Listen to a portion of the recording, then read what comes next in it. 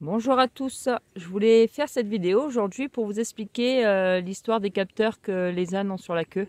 Donc en fait ce sont des petits capteurs comme celui-ci. Ça c'est ce qu'ils ont sur la queue. C'est bien, c'est rose. Ça permet que quand ils se perdent, eh ben, ça se voit. En fait pas du tout.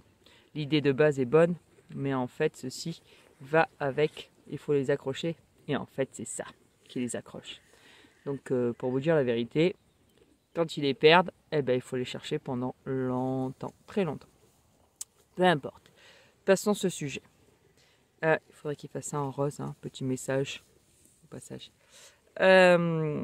Donc pour revenir au vrai sujet, c'est comment ça fonctionne ces petits capteurs. Hein, allez, on va aller voir ça. Donc nous avons des ânesses qui ont ces capteurs-là. Là en ce moment, il y en a 3 parce que la 4e l'a perdue cette nuit. Donc je l'ai récupéré là ce matin. Ça m'a permis de vous faire la vidéo, c'est pas plus mal. En fait, ces capteurs donc sont posés sur la queue et ça va. C'est plutôt, enfin, assez simple ou pas. J'ai un peu du mal à comprendre aussi des fois. Mais quand le travail commence ou quand la naisse, avec le stress, avec les positions aussi, c'est beaucoup de choses qui font que le capteur se déclenche. Enfin, en fait, il se déclenche, oui, ça se déclenche. Ça se déclenche, mais en fait, ça va se déclencher. Je vais vous montrer où ça va aller. D'accord, je récupère ça parce qu'il y a la lavande qui est à côté de moi et qui risque de manger tout. Donc, je vais vous montrer. Moi, j'ai l'appareil qui, donc c'est un récepteur qui est pas très loin des ânesses. D'accord. En fait, il y a une certaine distance. Je sais plus combien c'est exactement. Et donc, il y a une certaine distance. Et en fait, ça, c'est un appareil qui est branché. Donc, ça, c'est le récepteur. Et ce récepteur, c'est lui qui va téléphoner. Donc, il va me téléphoner sur mon portable. En fait, on peut mettre 2 numéros. Donc, ça, c'est bien aussi. Ça permet que si moi, j'y suis pas là, il y a quelqu'un d'autre qui prend le relais. Donc, ça téléphone sur le portable. Donc, ça, c'est parfait.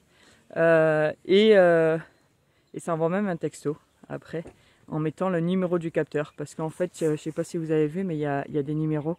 Et donc, ça permet de savoir quelle ânesse est en train de mettre bas. Là, je suis en train de m'amuser, ça risque de sonner, parce qu'à force de le bouger comme ça, mon téléphone va sonner. Dommage, je ne peux pas vous le montrer. Ce serait pas mal.